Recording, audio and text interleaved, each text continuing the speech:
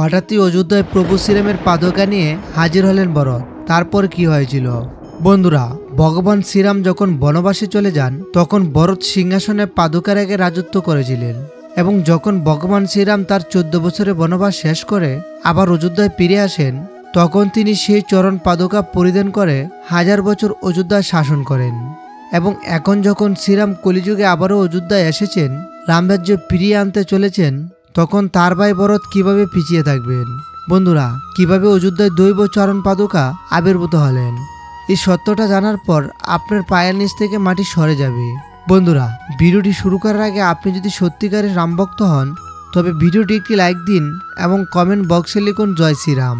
অযোধ্যায় রামলালার প্রাণ প্রতিষ্ঠার একদিন পর রাম মন্দিরের দরজা খোলার সাথে সাথেই সেখানে জড়ো হয়েছিল 5 লাখেরও বেশি ভক্ত। সকালে কয়েকবার জনতা ব্যারিকেড ভেঙে দেয়, যার ফলে পথদলিত হওয়ার মতো পরিস্থিতি হয়। কিন্তু প্রতিবারেই ক্যাম্পাসের আশেপাশে মোতায়েন করা 8000 পুলিশ বাহিনী ভিড় নিয়ন্ত্রণ করেন। অভিষেক অনুষ্ঠানের আগে 15 লাখেরও বেশি ভক্ত অযোধ্যায় পৌঁছেছিলেন এবং ধর্মশালায় অবস্থান করেছিলেন। আবার কেউ কেউ খোলা আকাশের নিচে রাত কাটিয়েছেন। তাদের লক্ষ্য ছিল রামলালার প্রাণ প্রতিষ্ঠার পর প্রথম সকালে মন্দিরের দরজা খোলার সাথে সাথেই মন্দিরে প্রবেশ করা। 23শে জানুয়ারি সাধারণ ভক্তদের জন্য রাম মন্দিরের দরজা খুলে দেওয়া হয়। আর এই জনতার ভিড়ের মধ্যে এমন একজন লোক ছিলেন, তার মাথায় দিব্য চরণ পাদুকা ধারণ করেছিলেন। ভিড়ের মধ্যে তিনি ক্রমাগত মন্দিরের ভিতরে যাওয়ার চেষ্টা করছিলেন। অনেক লোক তাকে দেখে বলেছিলেন যে তিনি ভগবান রামচন্দ্রের চরণ পাদুকা উপহার দিতে এসেছেন, কারণ এগুলো ছিল তার চরণ পাদুকা। কার্তিক নামে একজন ভক্ত জানান, যে ব্যক্তি মাথায় চরণ পাদুকা নিয়ে বহন করেছিলেন তিনি আমাদের সাথে কয়েক ঘন্টা দর্শনের জন্য অপেক্ষা করেছিলেন। সেদিন প্রায় 5 লক্ষ ভক্ত অযোধ্যায় মন্দির দর্শন করতে এসেছিলেন, এবং সেই ব্যক্তি প্রায় 4-5 ঘন্টা ধরে তার মাথায় দিব্য চরণ পাদুকা ধারণ করেছিলেন। তার একটাই কথা ছিল যে তিনি এই চরণ পাদুকা প্রভু শ্রীরামের জন্য এনেছিলেন এবং সেগুলো হস্তান্তর করেই তার দায়িত্ব পালন করবেন।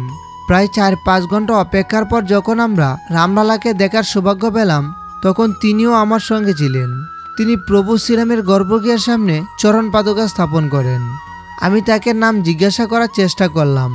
সে বলল সে এখান থেকে 14 কিলোমিটার দূরে ভরতকুণ্ড থেকে এসেছিল এবং হঠাৎ সে অদৃশ্য হয়ে গেল। চোখের সামনে অলৌকিক ঘটনা দেখে কার্তিকও হুঁশ হারিয়ে পেলেন এবং সঙ্গে সঙ্গে সেখান থেকে 14 কিলোমিটার দূরে অবস্থিত ভরতকুণ্ডের উদ্দেশ্যে রওনা হন। ভিডিওতে আমরা আপনাকে বলবো সে বিরল ব্যক্তি কে ছিলেন এবং কার্তিক কিভাবে ভরতকুণ্ডে তার সাথে আবার দেখা করেছিলেন। তবে তার আগে চলুন জেনে নেওয়া যাক ভরতকুণ্ডের অস্তিত্ব।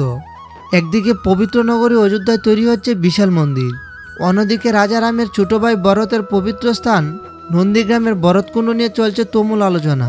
ত্রেতা যুগে যখন ভগবান শ্রীরামের রাজ্যাভিষেক হয়েছিল তখন এই ভরতকুণ্ডে সমস্ত তীর্থের জল ঢেলে দেওয়া হয়েছিল এবং ওই স্থানে তপস্যা করার সময় ভরত ভগবান শ্রীরামের জন্য অপেক্ষা করেছিলেন। ভরত তার ভাই রামের জন্য 14 বছর তপস্যা করেছিলেন। বিশ্বাস করা হয় যে ভরত ভেবেছিলেন যে তার ভ্রাতা শ্রীরাম বনবাসে থাকবেন, মাটিতে হাঁটবেন এবং সেখানে ঘুমাবেন, তখন ভরত কিভাবে রাজার মতো জীবনযাপন করবেন। এভাবে তিনি মাটির প্রায় 8 ধাপ নিচে একটি গুহা তৈরি করেন। এখানে তিনি 14 বছর ধ্যান করেন। প্রভু শ্রীরাম যখন 14 বছরের জন্য বনবাসে যান তখন ভরত তাকে বোঝাতে যান। মর্যাদা পুরুষোত্তম ভগবান শ্রীরাম পিতার কথায় আবদ্ধ হয়েছিলেন। তিনি ফিরে আসতে রাজি হননি, কিন্তু ভরতের অনুরোধে তিনি তার চরণ পাদুকা তার হাতে তুলে দেন। নন্দীগ্রামে ভরত শ্রীরামের পাদুকা প্রতীক হিসেবে গ্রহণ করে অযোধ্যা শাসন করা শুরু করেছিলেন। 14 বছরের বনবাস শেষ করে যখন প্রভু শ্রীরাম অযোধ্যায় ফিরে আসেন তখন তিনি এখানে ভরতের সাথে দেখা করেন এবং ভরত আবার রামের কাছে চরণ পাদুকা ফিরিয়ে দেন। বন্ধুরা, এখন যেহেতু পুনরায় ভগবান শ্রীরাম অযোধ্যায় ফিরে এসেছেন, এটা সম্ভব যে ভরত আবার অযোধ্যায় আসতে পারে তাকে চরণ পাদুকা ফিরিয়ে দেওয়ার জন্য। বন্ধুরা, কার্তিক যখন ভরতকুণ্ডে পৌঁছেছিল তখন প্রভু শ্রীরামের আগমন উদযাপনের জন্য ভরতকুণ্ড সম্পূর্ণরূপে সজ্জিত হয়েছিল। তারপর কার্তিকজি রহস্যজনকভাবে সেই একই ব্যক্তিকে ভরতকুণ্ডে স্নান করতে দেখেছিলেন, যিনি চরণ পাদুকা বহন করে অযোধ্যায় রাম মন্দিরে উপস্থিত ছিলেন।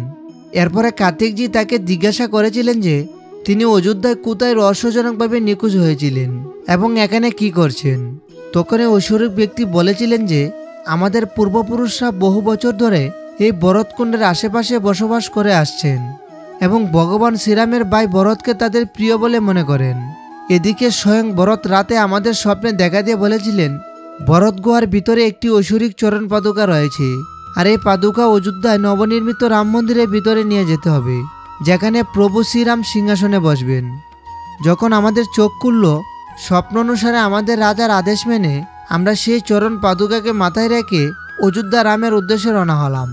যখন রাম মন্দির সাধারণ ভক্তদের জন্য উন্মুক্ত করা হলো, তখন আমরা সেই ঐশ্বরিক চরণ পাদুকাগুলো ভগবান শ্রীরামের উদ্দেশ্যে উৎসর্গ করলাম।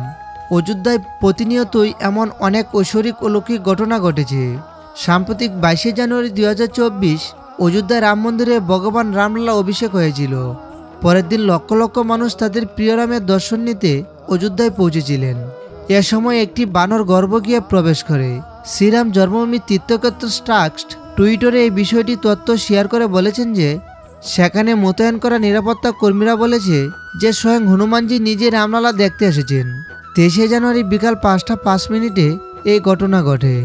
ততক্ষণ প্রায় 3 লাখ ভক্ত রামলালা দর্শন করেছেন এবং প্রায় 2 লাখ বাইরে লাইনে দাঁড়িয়েছিলেন।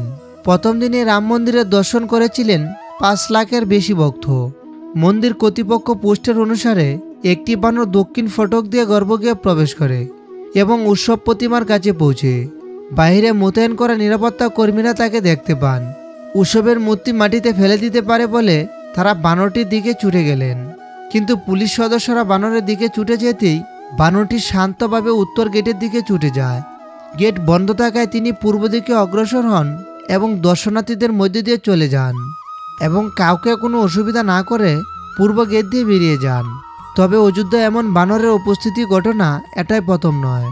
একইভাবে রাম জন্মভূমি মুক্তি আন্দোলনের সময় অনেক বড় ইস্যুতে বানরের উপস্থিতি দেখা গেছে। বিখ্যাত ভাস্কর অরুণ যোগীরাজ, যিনি এই মূর্তিটি তৈরি করেছেন, তিনি এমন কিছু বলেছেন যা জানলে আপনি অবাক হয়ে যাবেন।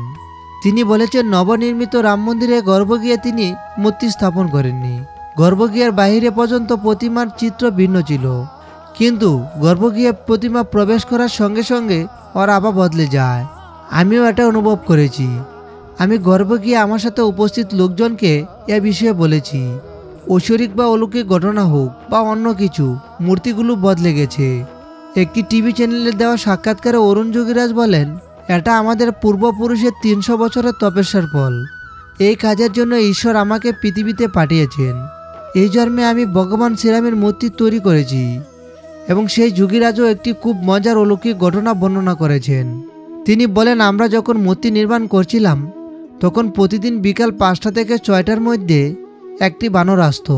মূর্তির কাজ দেখে তারপর চলে যেত। ওয়াশকূপে বানরের আগমনের কারণে আমরা সমস্যায় পড়তে শুরু করি। আমাদের মনোযোগ ক্ষিপ্ত হয়ে যেত। বিষয়টি আমরা মন্দির কর্তৃপক্ষ সাধারণ সম্পাদক চমকপদ রায়ের সামনে রেখেছি। তারা কর্মশালা ঘেরাও করে, সেখানে দরজা লাগানো হয়েছে। একদিন সন্ধ্যায় বানররা এসে পুরো এলাকা বন্ধ দেখতে পেয়ে দরজায় ধাক্কা দিতে থাকে। আমরা দরজা খুলে সেখানে একটি বানর দেখতে পেলাম। অরুণ যোগীরাজ বলেন, আমরা দরজা খুললেই তিনি ভিতরে আসেন এবং মূর্তি নির্মাণ দেখে চলে গেলেন। তখন আমরা দরজা বন্ধ করিনি। এমন অনেক অলৌকিক ঘটনা প্রতিনিয়তই ঘটেছে অযোধ্যায়। আজ যখন বিশাল রাম মন্দির নির্মিত হয়েছে, এটি হাজার হাজার কর সেবকদের আত্মত্যাগের প্রতীক। বন্ধুরা, আপনারা কখন অযোধ্যায় যাচ্ছেন তা নিচে আমাদের কমেন্ট বক্সে জানিয়ে দিন। এবং আপনার যদি এই ভিডিওটি ভালো লেগে থাকে তাহলে ভিডিওটি একটি লাইক দিন। আর এরকম সত্য ঘটনা প্রতিদিন দেখতে আমাদের চ্যানেলটি সাবস্ক্রাইব করে পাশে বেল আইকনটি বাজিয়ে দিন। আর অলরেডি আপনি যদি আমাদের চ্যানেলটিকে সাবস্ক্রাইব করে থাকেন তাহলে অসংখ্য ধন্যবাদ। তো বন্ধুরা, আজকে এই পর্যন্তই। দেখা হবে পরবর্তী একটি নতুন ভিডিওতে। ততক্ষণ সবাই সুস্থ থাকুন। শ্রদ্ধাশীল সকলে কমেন্ট বক্সে লিখুন, জয় শ্রীরাম।